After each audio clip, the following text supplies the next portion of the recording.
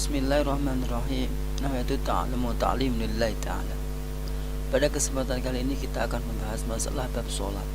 Arti daripada sholat ialah berhadap hati kepada Allah sebagai ibadah dalam bentuk beberapa perkataan dan perbuatan yang dimulai dengan takbir dan diakhiri dengan salam serta menurut syarat-syarat yang telah ditentukan syarak. Jadi sholat itu adalah menghadapkan hati kita kepada Allah sebagai rasa ta'abudan kita, pengabdian kita kepada Allah secara konkret dalam bentuk beberapa perkataan, dari mulai membaca Fatihah, takbir, membaca tahiyat, membaca sholawat, dan membaca salam, serta perbuatan atau gerakan-gerakan seperti rukuk, sujud, dan lain sebagainya. Sholat dimulai dengan takbir dan diakhiri dengan salam. Jadi takbiratul pertama itu dan disebut takbiratul ihram. Takbiratul ihram merupakan salah satu kewajiban atau yang ketika menjalankan sholat. Untuk takbir yang lain selain takbiratul ihram, takbir yang pertama itu hanyalah sunnah dan diakhiri dengan salam. Salam yang pertama itu hukumnya wajib, sedangkan salam yang kedua hukumnya sunnah. Artinya ketika salam yang pertama dilakukan, maka itu yang menjadi rukun salam dan menurut syarat-syarat yang telah ditentukan syarak. Jadi sholat itu ada rukun dan syaratnya. Syarat-syaratnya ada rukun-rukunnya. Ada perbedaan antara rukun dan syarat. Kalau syarat itu harus dipenuhi sebelum kita menjalankan sholat, seperti tubuh kita, badan kita, pakaian kita harus suci dari najis. Itu syaratnya. Tetapi kalau rukun itu adalah hal-hal yang harus dipenuhi di dalam ketika menjalankan sholat, seperti rukuk, seperti sujud, seperti membaca Fatihah, membaca tahiyat, duduk tahiyat, itu rukun. Itu yang namanya rukun. Jadi rukun itu dijalankan di saat kita menjalankan ibadah tersebut. Tapi kalau syarat itu harus dijalankan, harus dipenuhi sebelum menjalankan ibadah tersebut atau ibadah sholat. Adapun dalil-dalil yang mewajibkan sholat adalah banyak sekali, baik dalam Al-Quran maupun dalam hadis Nabi Muhammad SAW. Dalil ayat-ayat Al-Quran yang mewajibkan sholat antara lain: A'udzubillahi minasyaitonirrajim. Bismillahirrahmanirrahim. Wa aqimus sholata wa atuz zakata warka'u ma'ar raki'in. Yang artinya, dan dirikanlah sholat dan keluarkanlah zakat dan tunduklah rukuklah bersama orang-orang yang pada rukuk. Surat Al-Baqarah ayat 43. Dalam surat Al-Ankabut juga disebutkan wa aqimis sholata innas sholata tanha 'anil fahsya'i wal munkar. Artinya, kerjakanlah sholat, sesungguhnya sholat itu mencegah perbuatan yang jahat atau yang keji dan juga yang mungkar. Surat Al-Ankabut ayat 45. Perintah sholat ini hendaklah ditanamkan ke dalam hati dan jiwa anak-anak kita dengan cara pendidikan yang cermat dan dilakukan sejak kecil, sebagaimana tersebut dalam hadis Nabi Muhammad SAW, muru auladakum bis sholati wahum abna'u sab'ina wabribuhum 'alaiha wahum abna'u ashrin. Artinya, perintahkanlah anak-anakmu untuk mengerjakan sholat di waktu usia mereka meningkat 7 tahun, dan pukullah kalau enggan melakukan sholat, tidak mau melakukan sholat di waktu mereka meningkat usia 10 tahun. Hadis riwayat Abu Dawud. Adapun syarat-syarat sholat adalah: satu, harus beragama Islam. Jadi kalau belum beragama Islam maka tidak wajib dan tidak sah melakukan sholat. Tetapi dia terus berdosa karena kewajiban mengucapkan syahadat atau masuk Islam tidak dikerjakan. Yang kedua adalah sudah balik dan berakal. Jadi memiliki akal sehat dan sudah balik. Balik artinya yaitu sudah, kalau seukuran usia sudah umur 15 tahun. Kalau Kalau laki-laki maka sudah keluarlah pernah mimpi basah, atau pernah bagi laki-laki sudah kemaluannya sudah berbulu. Itu salah satu ciri daripada atau tanda-tanda alamat kalau orang itu sudah balik. Kalau perempuan adalah sudah haid meskipun belum umur 15 tahun. Jadi kalau batas usia balik itu adalah umur 15 tahun, baik bagi laki-laki maupun perempuan. Bisa jadi sebelum umur 15 tahun sudah balik karena ada salah satu hal yang menyebabkan dia menjadi sudah dewasa, yaitu sudah balik, yaitu bagi perempuan sudah mengalami haid, bagi laki-laki misalnya sudah pernah ihtilam, mimpi basah, dan kemaluannya atau zakarnya itu sudah keluarlah, sudah tumbuhlah rambut-rambut, maka itu salah satu daripada batas-batas atau tanda-tanda orang tersebut, anak tersebut sudah balik, yang diwajibkan untuk menjalankan sholat. Yang ketiga adalah suci dari hadas. Yang keempat, suci seluruh anggota badan, pakaian, dan tempat dari najis. Yang kelima, menutup aurat. Bagi laki-laki auratnya antara pusar dan lutut. Sedangkan untuk wanita itu auratnya yang harus ditutupi manakala sholat itu seluruh anggota badan kecuali muka dan dua belah telapak tangan. Yang keenam adalah masuk waktu yang telah ditentukan untuk masing-masing sholat. Yang ketujuh, menghadap kiblat. Kiblat adalah Ainul Ka'bah. Bagi orang yang dekat maka kita harus sesuai dengan yang dilihat kita, sesuai yang kita yang ada di hadapan kita. Kalau kita dekat di sekitar Ka'bah, namun ketika kita jauh dari Ka'bah maka kita harus beristihad atau mengira-ngira sesuai dengan ilmu falak atau dengan arah yang ditentukan oleh tempat setempat atau ditentukan oleh kaum muslimin di suatu tempat tersebut. Jadi misalnya di masjid kita mengikuti saja dengan apa yang sudah ditentukan oleh takmir masjid atau sang ulama setempat untuk menentukan bahwa kiblatnya arahnya ke sana, begitu. Jadi kalau kiblatnya itu, kalau Ka'bah itu dekat dengan kita, maka kita harus menyesuaikan menghadap di hadapan kita ada Ka'bah, bahwa itu adalah Baitullah, tetapi kita tetap menyembahnya kepada Allah Subhanahu wa Ta'ala, yang mana Allah itu tidak membutuhkan tempat dan tidak terbatas oleh waktu. Kemudian ketika kita berada di tempat yang jauh seperti di Indonesia ini, maka kita harus mengira-ngirakan dengan istihad dengan ilmu falak atau dengan ilmu astronomi atau dengan ilmu peta dan lain sebagainya. Yang kedelapan adalah mengetahui mana yang rukun dan mana yang sunnah. Jadi kalau rukunnya sholat itu ada niat membaca Fatihah, berdiri, takbiratul ihram, kemudian membaca Fatihah, ruku, itu kita ketahui bahwa itu wajib. Adapun seperti mengangkat tangan ketika takbir itu hukumnya sunnah. Ketika kita membaca doa ruku subhana rabbiyal azimi wa bihamdih itu sunnah. Jadi ketika kita membaca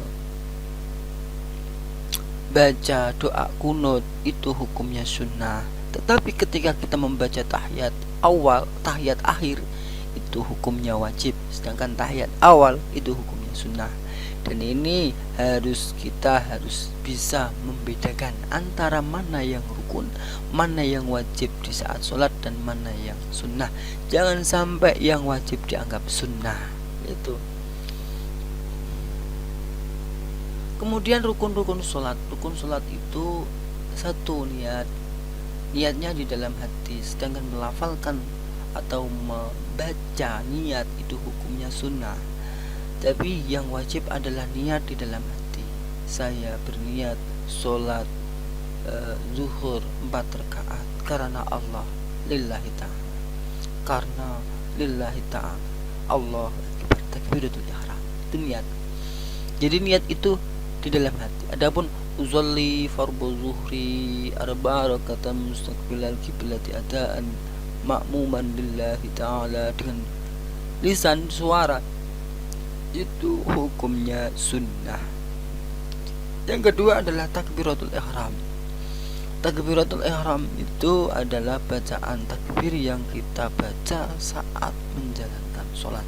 Adapun takbir saat menjalankan pertama kali sholat, jadi setelah niat atau setelah niat nawaitul sholli fardu zuhri kemudian Allahu akbar, ini namanya takbiratul ihram. Adapun takbir ketika perpindahan rukun antara rukun sholat, antara rukun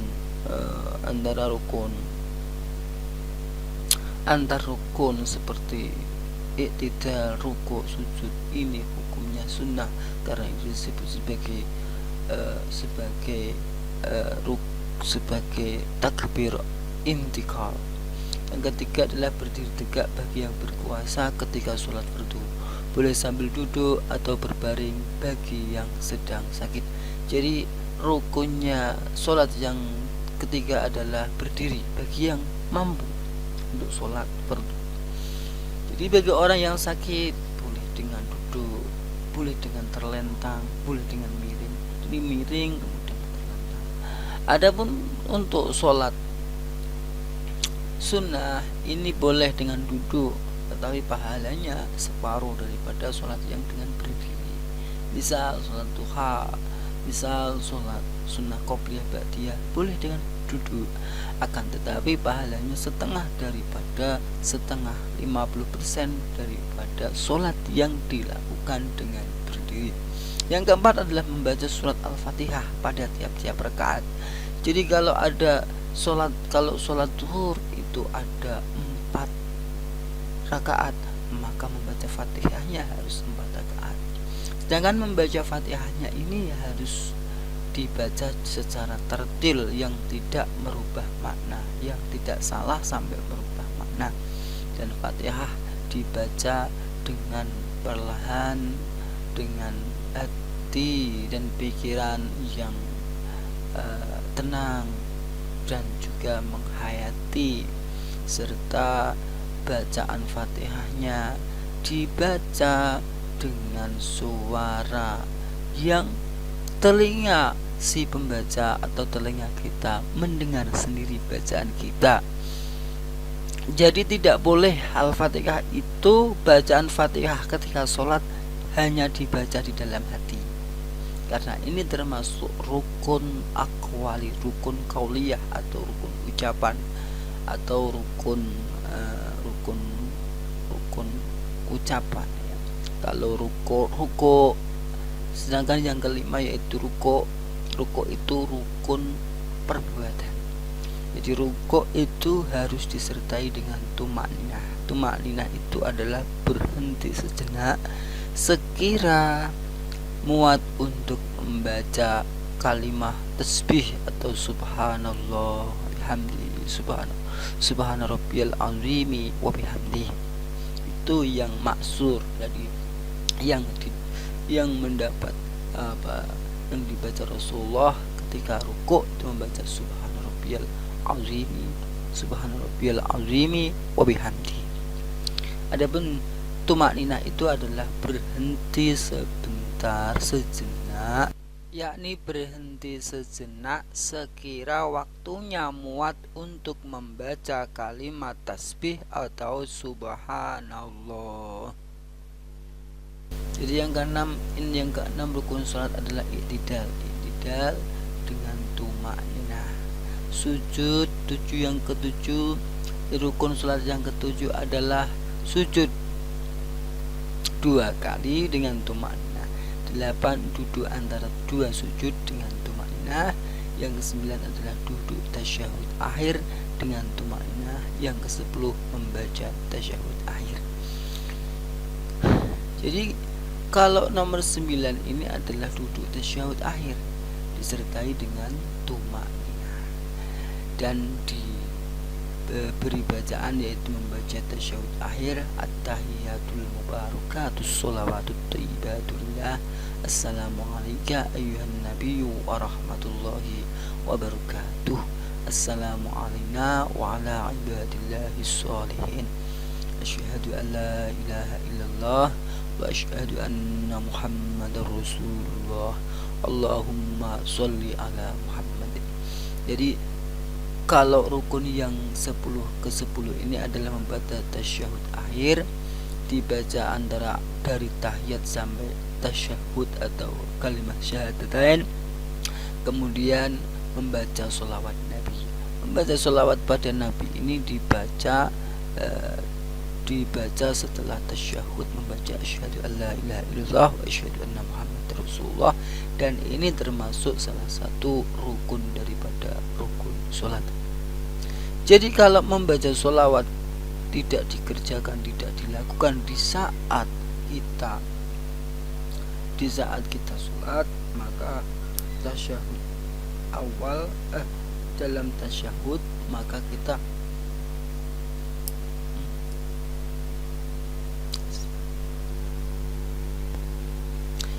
jadi yang nomor 10 adalah membaca tasyahud akhir.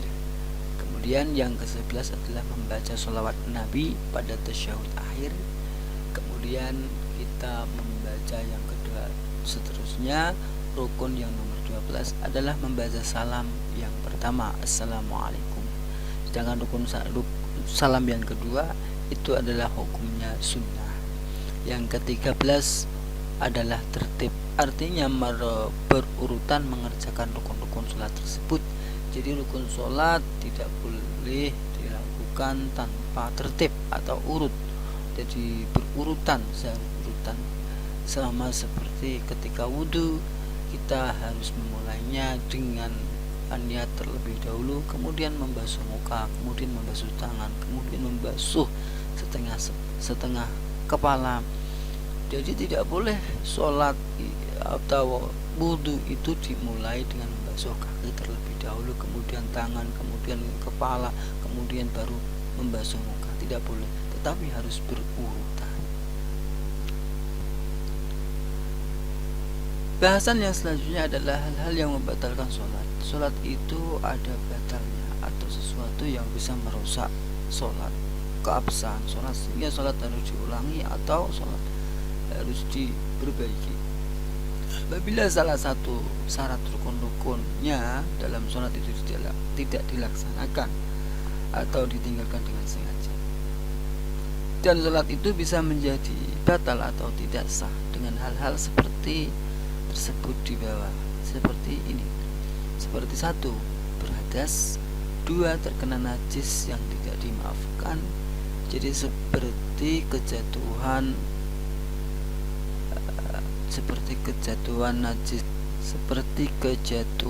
najis berupa kotoran hewan. Yang ketiga adalah berkata-kata dengan sengaja walaupun dengan satu huruf yang memberikan pengertian. Yang keempat, terbuka aurat. Jadi kalau tadi auratnya laki-laki itu antara pusar sampai dengan lutut, maka itu jangan sampai terbuka. Kalau misalnya dari sebelum sholat harus betul-betul antara lutut sampai pusar, itu tidak ada yang sobek atau tidak ada lubang yang sekiranya warna kulit bisa dilihat oleh orang lain. Yang kelima, mengubah niat. Misalnya ingin memutuskan sholat. Jadi ketika di dalam sholat kemudian punya angan-angan, saya punya niat, saya nanti kalau hujan saya bersolat saya batalkan, maka ini bisa membatalkan sholat. Yang keenam adalah makan atau minum meskipun sedikit. Jadi kalau misalnya sebelum sholat itu disunnahkan untuk bersiwak. Karena apa? Karena selain untuk memperlancar bacaan kita, juga di dalam sholat ketika ada sisa-sisa makanan di dalam gigi, maka nanti tidak ikut tertelan, karena itu bisa termasuk makan meskipun sedikit. Yang ketujuh adalah bergerak berturut-turut 3 kali seperti melangkah atau berjalan sesekali yang bersangatan. Jadi kalau berjalannya itu bersangatan, maka bisa membatalkan sholat. Yang kedelapan adalah membelakangi kiblat atau berlawanan atau tidak mengikuti kiblat yang semestinya. Yang kesembilan, menambah rukun yang berupa perbuatan seperti rukuk dan sujud. Jadi kalau rukuknya 2 kali, sujudnya 2 kali, dengan sengaja rukuknya itu ditambahi atau sujudnya ditambahi, maka itu bisa membatalkan sholat. Jadi kalau tidak seperti semestinya, aturan yang semestinya, maka bisa membatalkan sholat. Yang ke-10 adalah tertawa berbahak-bahak sekira membuat